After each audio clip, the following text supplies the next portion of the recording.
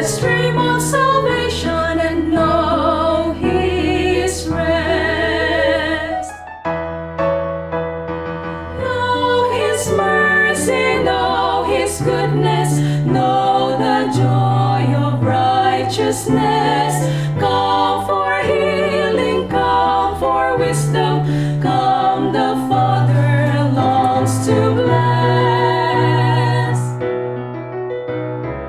I am God's child, I stand here forgiven.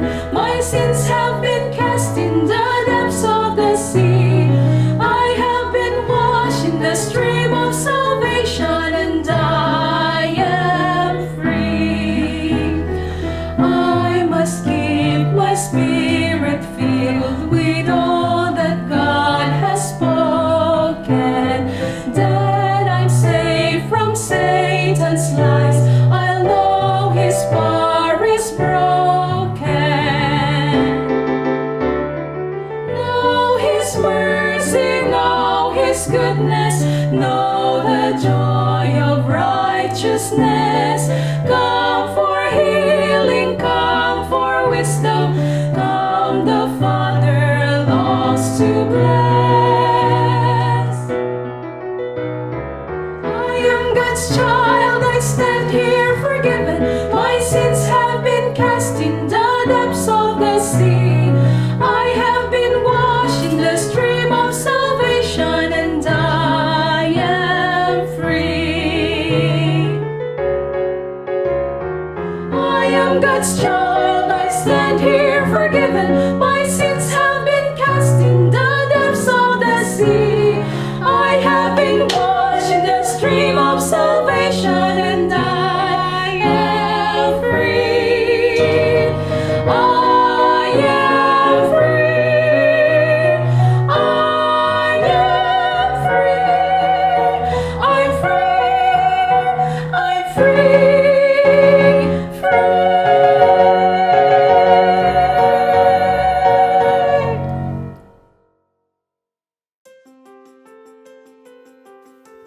Mahal naming mga kapatid at mga kaibigan, kumusta po kayo sa mga oras na ito? Nais po namin kayong pasalamatan at nais po namin ipaabot sa inyo ang amin pong mga panalangin. Salamat mga kapatid sa patuloy niyo pong pagsuporta at pagsubaybay sa atin pong patuloy na seryeng isinasagawa sa mga oras na ito. Sa mga oras pong ito mga kapatid, ang atin pong pag-aaralan ay mayroon pong kinalaman sa tinatawag po nating forgiveness o yung tinatawag sa wikang Tagalog na pagpapatawad. Ano po ba ang kahalagahan ng pagpapatawad? Ano po ba ang kahalagahan ng pagpapatawad sa loob ng ating pamilya? Ano po ba ang kahalagahan ng pagpapatawad sa loob ng ating mga tahanan? At lalo tigit mga minamahal kong mga kapatid, ano po ba ang kahalagahan ng pagpapatawad sa loob ng ating pong iglesia? At sa ating pong pang-araw-araw na pamumuhay, at sa ating pong pakikitungo sa ating kapwa-tao, gaano po ba kahalaga ang pagpapatawad na ito? Kapatid, ang wika po ng atin pong mahal na dictionary, ang meaning po ng pagpapatawad o tinatawag nating forgiveness is to cease to feel resentment against, to give up resentment of, or claim to requital. Kung titingnan natin mga kapatid, ang binanggit po ng diksyonaryo na ang ibig sabihin ng pagpapatawad sa buhay natin ay kalimutan yung mga bagay-bagay na nagagawa ng ating kapwa sa atin. Kalimutan yung mga nagawa ng ating kapwa-tao na hindi maganda sa atin. Yan po ang totally o tinatawag nating tunay na pagpapatawad mga kapatid. Ngunit sa mga oras na ito mga kapatid, ay atin pong titingnan ang prinsipyo ng Biblia, ang nais ng Biblia, may kinalaman sa tinatawag po nating pagpapatawad. Ang atin pong talatang gagamitin sa mga oras at sentro ng ating pag-aaral, mga minamahal kong mga kapatid, ay masusumpungan po natin sa aklat po ng Lucas. Kapitulo 24, ang talata ay 34. Ngunit bago po natin basahin ang talata, ay nainyayahan ko po kayo sa isang maikling panalangin. Tayo po ay manalangin. Mahal at dakilan naming Diyos at mayakda na may-ari ng aming buhay. Amin pong muli, Panginoon, itinatayo ang bantayog ng inyong pangalan. Nais namin kayong pasalamatan, mahal na Diyos, sa mga oras na ito, na minsan pa ay nagkaroon kami ng panahon upang pag-aralan ng inyong mga salita kasama ng mga kapatid naming ito. Manawari nawa, mahal na Diyos, maranasan ng aming mga kapatid na ito ang inyong pagpapala habang sila po'y sumusubaybay at nakikinig sa napakahalagang tupiko sa mga oras na ito. upang sa ganon, mahal na Diyos, matapos po ang seryeng ito, matapos po lalo tigit ang pag-aaral namin ito, ay mayroon po nawang magbabago sa buhay ng bawat isa sa amin. Patnubayan kami, Panginoon, at amin pong itinatalaga sa inyo ang lahat sa pangalan ng aming Panginoong Jesus. Amen. Ang sabi po ng talata sa aklat po ng Lucas Kapitulo 24, ang talata 34, Father, forgive them, for they don't know what they're doing. Ang binanggit po ng Biblia, ito po'y kasaysayan at nangyari ang mga salitang ito nung ang ating Panginoong Diyos ay nasa Kalbaryo sa cross. Nung siya po'y nabayubay sa Kalbaryo sa cross, ito po ang katagang binanggit ng ating mahal na Diyos. Actually, mga minamahal kong mga kapatid, kaibigan kay Kristo, ang mga salitang ito ay isa lamang sa mga 7 huling salita ng Diyos nung siya'y nabayubay at naghihirap sa Kalbaryo sa cross. Nung siya'y pinahihirapan ng mga Romano, nung siya'y pinahihirapan ng mismong sariling bayan, ay patuloy po ang Panginoon na binanggit ang katagang ito, Father, forgive them, for they do not know what they're doing. Mga kapatid, mga kamahal kong mga kaibigan, ang sentro at ang tunay na pagpapatawad ay makikita natin sa example na binigay ng ating Panginoong Diyos. Ngunit ang katanungan ngayong gabi sa atin, kaya ba nating magpatawad sa isang taong nakagawa sa atin ng mabigat na kasalanan? Marami pong mga pilosopong nagsasalita at nagsasabi, paano ko patatawarin, Pastor, ang isang taong ito na hindi naman lumalapit sa akin at humihingi ng kapatawaran sa kanyang ginawa? At mayroon ding ibang nagsasabi, paano ko siya patatawarin?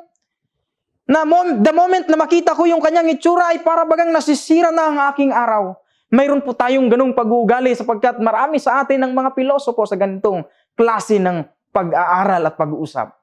Mga kapatid, atin pong titingnan ngayon ang kasaysayan ng ating Panginoon at titingnan po natin ang example na binigay ng Diyos nung siya po ay nandito sa lupang ito at nung panahon ang ating mahal na Diyos ay nabayubay sa Kalbaryo sa cross. Sa mga oras pong ito, mga kapatid, atin pong titingnan kung ano po ba ang meaning ng tinatawag nating totoong pagpapatawad. What is the meaning of true forgiveness? Ano po ba ang kalagahan at meaning nito sa buhay natin? Kung atin pong naalala, mga kapatid, nung panahong nangangaral ang Diyos ay marami siyang taong nakasalamuha. Nung panahon ng Panginoon nating Diyos na siya'y nangangaral, may mga kasama siyang mga disciples. At nung panahon na nangangaral ang ating Panginoon, marami siyang taong pinagaling, marami siyang taong tinulungan mula sa banig ng kasalanan at inahon at dinala sa kagilagilalas na kaliwanagan. Ngunit mga kapatid, nasaan po sila nung nagsasuffer at naghihirap ang ating Panginoon sa Kalbaryo sa cross? Una sa lahat, nasaan ang mga disciples? Nasaan ang mga disipulo na nananata at nangako sa Panginoon na hindi sila iiwan, na hindi nila iiwan ng Diyos? Ngunit nung panahong nagsasuffer ang Panginoon, ngunit nung panahon na naghihirap ang ating mahal na Diyos, pinagkalulo nila ang ating Panginoon. Walang nakitang disipulo, mga kapatid. At ikalawa, nasaan yung mga taong pinagaling ng Diyos? Na nangakong hindi ka namin iiwan, mahal na Diyos. Nasaan yung mga taong pinagaling niya mula sa kasalanan, pinagaling niya mula sa pisikal na karamdaman? Nasaan sila nung nagsasuffer ang Panginoon? Wala, kapatid. Mag-isang hinarap ng Diyos ang paghihirap doon sa Kalbaryo sa cross. At nasaan po yung mga taong pinakain ng Diyos? Thousands of people na pinakain ng Panginoon, nangako na sila'y tutugon at sasamba at hindi iwanan ng Panginoon. Ngunit nung panahong naghihirap ng Diyos, wala pong nakasama ang ating Panginoon. Mag-isa niyang hinarap ang sakripisyo, mga kapatid, para lang ikaw at ako ay magkaroon ng kaligtasan. Pero sa buhay natin, napakahirap nating magpatawad. Pero si Kristo, kung atin pong titingnan, kapatid ko, nagsakripisyo siya sa Kalbaryo sa cross. Naranasan ng ating Panginoon yung pasakit na dapat tayo ang maghihirap. Pero ang Panginoon, ginawa niya ang lahat ng iyon para lang ikaw at ako mapatawad sa atin pong nagawang pagkakasala. Kaya nga po ang sabi ng atin pong pag-aaral sa mga oras na ito, a forgiving nature is one of the attributes of God. For you, Lord, are good and ready to forgive and abundant in mercy. Ayan po ang sabi at wika ng aklat ng Salmo, Kapitulo 86 verse 6. At kung atin pong titingnan, ang Panginoon ay nagnanais sa atin na linisin tayo, patawarin tayo mula sa atin pong pagkakasala, sabi ng unang Juan 1 talatang 9. At ganun din mga kapatid ko, nais ng Diyos sa mga oras na ito, na ang kanyang mga tagasunod ay maging isang taong mapagpatawad. Oo kapatid, mahirap gawin ng pagpapatawad. Pero po, kapag tayo ay tumitingin sa Diyos, ay magagawa natin ang pagpapatawad. Mayroon pong isang istorya na nangyayari sa ibang bansa. Na ito po ay tungkol sa istorya ng magkasintahan. Ang babae nagngangalang Debbie at ang kanyang kasintahan na lalaki ay nagngangalang Mark. Isang pagkakataon sa isang lugar ay sila po yung nagdi-date. At ini-enjoy po nila yung kanilang milkshake. At sa kanila pong pagdi-date doon, mga kapatid, ay may bigla pong lalaking lumapit sa kanila. At gustong kunin ang kanilang sasakyan. Tinutukan ng baril si Mark at ganon din si David, tinutukan siya ng shotgun sa kanyang batok. At titingnan natin ang istorya, mga kapatid, kung atin pong babaybayin. Sila po ay kinidnap ng mga lalaking ito. Ang mga lalaking masasabang ito ay galing lamang sa prisuhan na tumakas. Kaya taglay-taglay nila yung masamang pag-uugali, mga kapatid. Kaya po ang nangyari, habang sila po'y naglalakbay, si Debbie, na babaeng kasintahan ni Mark, ay nire-rape na ng isang masamang lalaki sa likod ng kanilang sasakyan. At pagkatapos nun, mga kapatid, dumating sila sa isang lugar na binaba itong kasintahan na si Mark. Binaba ng mga masasamang lalaki at narinig na lamang ni Debbie ang isang putok ng baril. At pagbalik ng mga lalaki, hindi nakasama ang kaniyang nobyo. At dumating po yung punto na patuloy siyang ginahasa ng mga masasamang lalaking ito. Ngunit dumating po rin yung panahon na nahuli ang mga masasamang lalaking ito. Ang mga masasamang lalaki, mga kapatid, ay hinatulan ng life imprisonment. At ang isa sa kanila ay hinatulan po ng death penalty. Ngunit sa panahong iyon, mga kapatid, bago ipapatupad ang penalty na ito, ay hiningan si Debbie na ang kaniya pong statement at yung pangyayari ng pang-rape ng mga taong ito. Alam niyo po ba, mga kapatid, sa panahong iyon, ay habang nakikita ni Debbie ang mukha ng lalaking naggumahasa at pumatay sa kaniyang nobyo, ay hindi lamang niya nakitaan ang pagsisisi ang lalaking ito. Ngumingiti-ngiti na pailabagay ng aasar at walang pagsisisi sa kanyang ginawang pandadahas sa babaeng ito. Kaya't hindi po nagawang magsalita ni Debbie. Pero sa isipan ni Debbie at sa kanyang panaginip ay lagi niyang napapanaginipan na dapat niyang patawarin ang taong ito.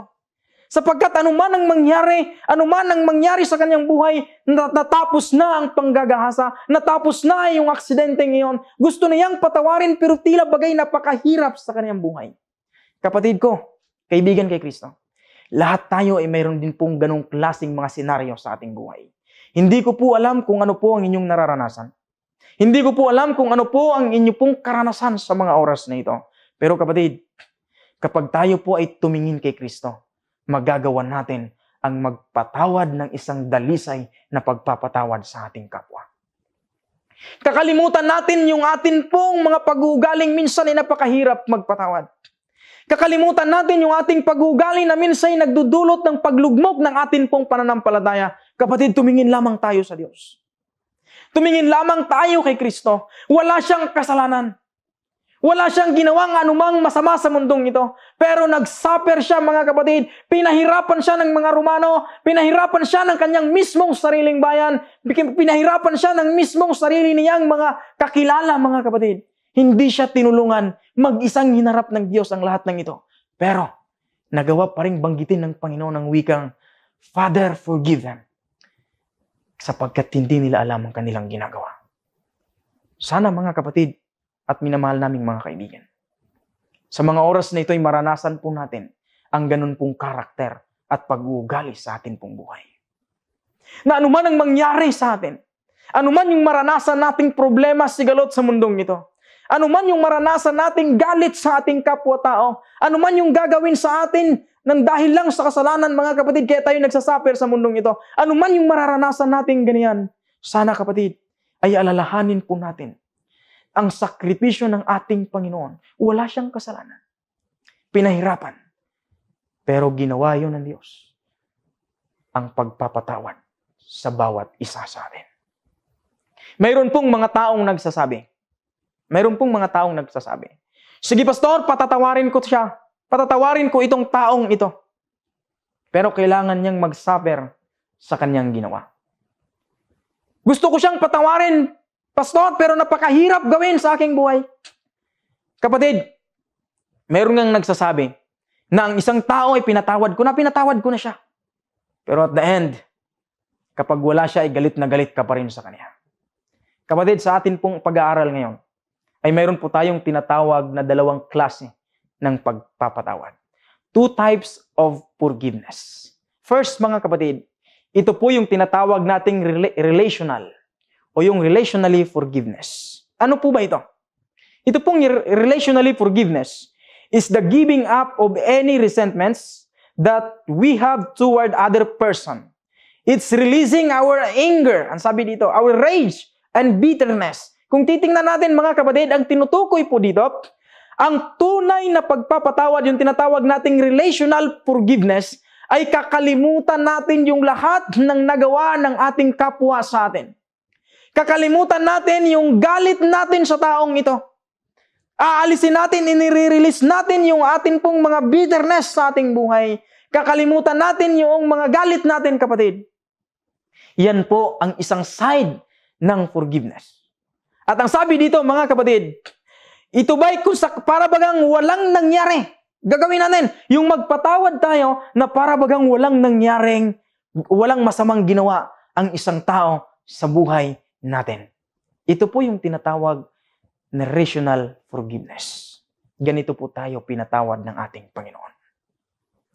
Tayo bilang isang tao, tayo bilang isang Kristiyano, sasabihin na natin, marami tayong nagagawang hindi kaya-aya sa Diyos. Marami tayong nagagawang karumaldumal sa harapan ng ating Panginoon. Pero pinatawad tayo ng Diyos. Pinatawad tayo ng Panginoon. Relational, para lang mga kapatid, ikaw at ako ay magkaroon ng kaligtasan. Paano pa kaya tayong tao na nilalang lamang ng Panginoon, na pinatawad ng Diyos, ay hindi natin kayang magpatawad sa ating kapwa-tao? Kapatid, kaibigan, mahirap gawin ang pagpapatawad.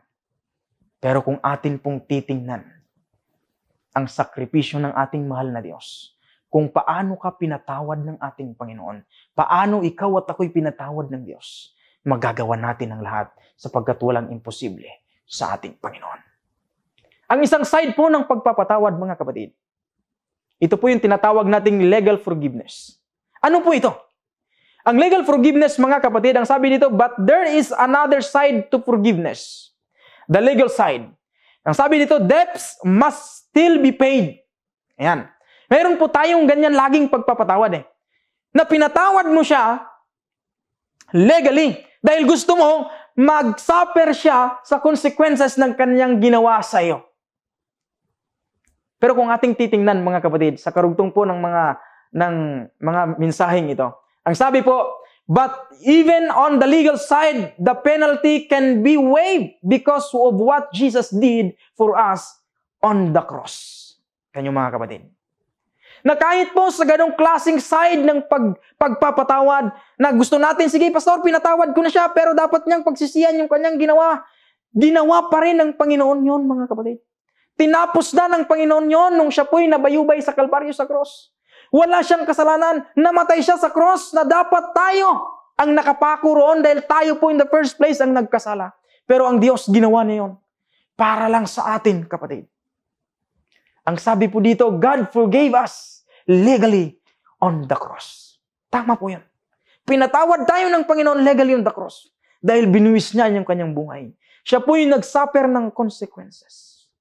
Kaya po namatay ang ating mahal na Diyos sa Kalbaryo, sa cross. Kaibigan, kapatid kay Kristo, sa mga oras na ito, tingnan po natin ang atin pong mga sarili. Masdan po natin ang ating paligid. Tayo po ba ay nagpapatawad ng kagaya ng kapatawaran na binibigay ng ating Panginoon sa atin araw-araw? Tayo po ba ay nagpapatawad the moment na may taong lumalapit sa atin o tumingi ng tawad? Tayo po ba ay nagpapatawad na tinatawag nating relational na pagpapatawad na kinakalimutan na natin ang lahat ng nagawa ng ating kapwa. Ang gusto ng Diyos, magpatawad tayo na mayroon pong tinatawag na kalimutan natin ang lahat ng nagawa ng ating kapatid. Kung mahirap sa iyong buhay na gawin iyon, kung mahirap sa bawat isa sa atin na gawin iyon, lumapit tayo kay Kristo. Si Kristo, mga minamahal kong kaibigan, mga kapatid, ang siyang magbibigay sa atin ng the best example kung paano dapat magpatawad. Kaya po sa mga oras na ito, mayroon po tayong mga bagay-bagay na dapat tularan sa ating Panginoon. What are the things that we need to do? O ano yung mga bagay-bagay na dapat nating tularan sa kasaysayan o karanasan ng ating manlalalang at tagapagligtas? Una po, mga kapatid, huwag po nating kalimutan ito. Ang tinatawag po nating forgive and forget. Nabanggit ko na po kanina, mga kapatid. Forgive and forget. Pinatawad mo na at kalimutan mo na pasif, parang walang nangyari, mga kapatid. Dahil kapag hindi mo ginawa yon ay parang walang mangyayari sa buhay natin. Maaalipin tayo ng galit, maaalipin tayo ng kasalanan, kapatid. Kapag may taong lumapit sa iyo at humihingi ng kapatawaran, kapatid, patawarin na po natin. At kung sa mga oras na ito, nakakaranas tayo at nakikita natin ang ating sarili na mayroon tayong mga kaalitan, mayroon tayong mga taong galit sa atin, at may mga taong hindi pa natin, mga kapatid, napapatawad. Kapatid, patawarin na po natin. Dahil ang Diyos ay malapit nang bumalik. Nais ng Panginoon na maging isang taong mapagpatawad tayong lahat. Ikalawa, mga kapatid, reconciliation. Ano po itong reconciliation? Kung sa mga oras na ito, kapatid, ay mayroon ka pang kaalitan. Galit ka pa sa isang taong ito. Kapatid, makipag-reconcile ka. At kapag mayroong taong lumapit sa iyo at gustong mag-reconcile, kapatid, huwag ka nang magmatigas. Tanggapin na po natin na ang kanyang pagpapatawad. Tanggapin na po natin ang kanyang mataimtim na pagpapagingi ng kapatawaran upang sa ganun, kapatid, matapos na po ang alitan at mangiral ang pagmamahalan sa atin pong buhay. Ikatlo, mga kapatid, ito pong tinatawag nating moving on o move on, mga kapatid. Kalimutan natin ang lahat. Mag-move on tayo sa mga bagay-bagay na magbibigay ng kaliwalasan sa ating kaisipan. Lumapit tayo kay Kristo. Kay Kristo tayo mag-move on, mga kapatid. Lumapit tayo sa Kanya. Sa ganung paraan, makakalimutan po natin. Makakalimutan natin, kapatid, ang nagawa ng ating kapatid. Anuman ang kasamaan na nagawa sa iyo, anuman ang nangyari sa iyong buhay, kapatid, may Jesus. May Kristo sa buhay natin na patuloy na magbibigay sa atin ng kalakasan at patuloy na magkakalob sa atin ng pagpapala na atin pong kinakailangan. Ikaapat, mga kapatid, ito pong tinatawag nating second chance o another chance. Bigyan natin ng chance, mga kapatid, anuman ang nangyayari sa ating buhay. At mismong sa loob ng iglesia, patuloy tayong maging mapagpatawad. Pagkalooban natin ng panibagong chance ang atin pong mga kapatid na nagkasala sa atin, na nagkamali sa atin, kapatid. Dahil lahat tayo sa ating buhay ay mayroon po tayong kanya-kanyang struggle na kinakaharap, kapatid ko. Hindi natin alam. Hindi alam ng bawat isa sa atin kung ano po ang ating struggle. But the good thing is, alam ng Diyos kung ano po ang ating dinadanas sa mga oras na ito. Kung tayo po, mga kapatid, ay nais sumunod kay Kristo, maging isang tao mapagpatawad tayo. Dahil ganyan po ang nais ng Panginoon sa kanyang mga anak. Kapatid ko, kaibigan, sa mga oras pong ito, nais po ng Diyos na sundin natin ang kanyang example na ginawa niya. Nais ng Diyos, mga kapatid, na tayo ay maging isang taong marunong magpatawad. Gusto ng Diyos na tayo po ay maging isang taong handang mahalin ng ating kapwa anuman ang ginawa niyang kasamaan sa iyo. Anuman po ang kaguluhan natin sa ating pamilya, hindi tayo nagkakaisa sa ating pamilya. Ipairal po natin, kapatid ko, ang pagpapatawad. Ipairal po natin ang pagpapatawad sa ating pamilya. At sa ganon, mangingibabaw po ang pagmamahalan sa loob ng ating tahanan, sa loob ng ating iglesia, at maging sa paglabas natin, mga kapatid, sa bawat taong makakasalamuhan natin. At magkaroon man ng panahon na may taong magkasala sa atin, marunong tayong magpatawad kasi hindi na po tayong nabubuhay sa ating sarili, kundi ang Panginoong Diyos ang siyang nananahan at nabubuhay sa atin pong mga buhay. Nais ng Panginoon sa mga oras na ito. Na maging isang mapagpatawad tayong mga lalaki at babae ng Panginoon. Dahil yan po mga kapatid, ang dapat na karakter ng isang tunay na tagasunod ng ating mahal na Diyos. Nawa ang Panginoon ang siyang magpala sa bawat isa sa atin sa mga oras na ito. God bless po sa ating lahat. Tayo po ay manalangin. Mahal naming Diyos, kami po ay nagpapasalamat sa inyo.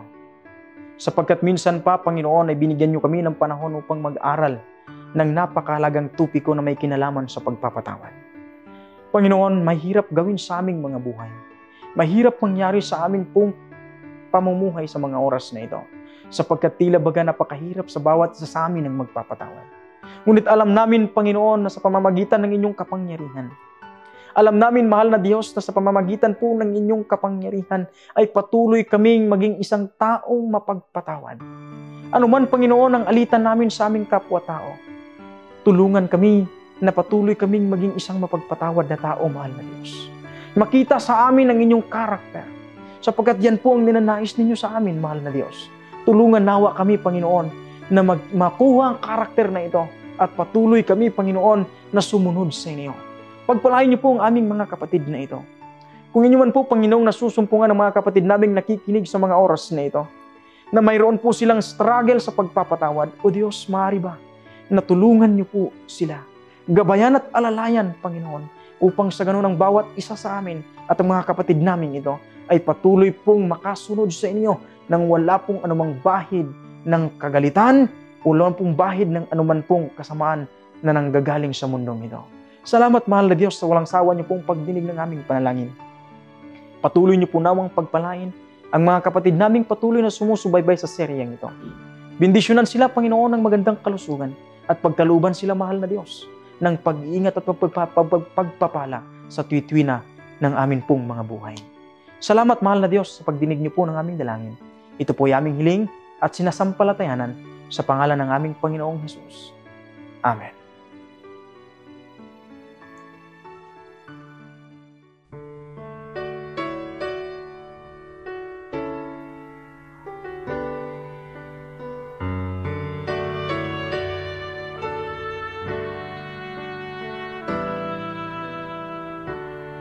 Every day they pass me by, I can see it in their eyes. Empty people filled with care, headed who knows where. On they go to private care,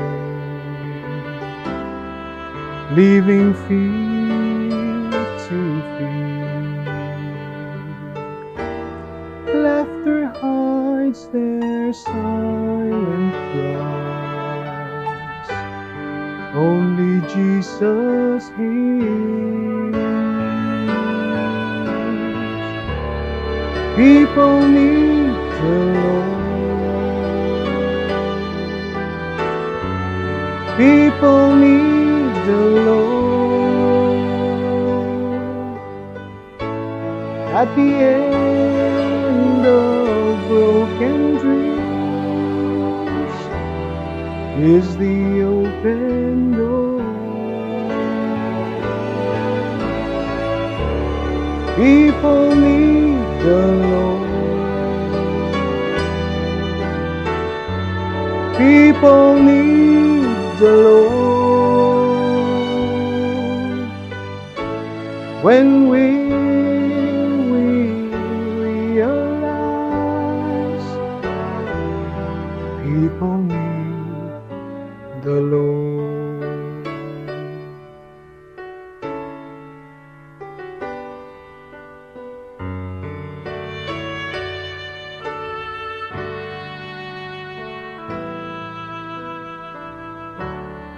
We are called to take His light to a world where wrong seem right. What could be too great a for sharing life with one who's lost. Through His love, His hearts can feel all the grief they bear. They must hear the words of life only we can share. People need the Lord. People need the Lord. At the end of broken dreams is the open door. People need the Lord. People need the Lord. When will we realize that we must give our lives for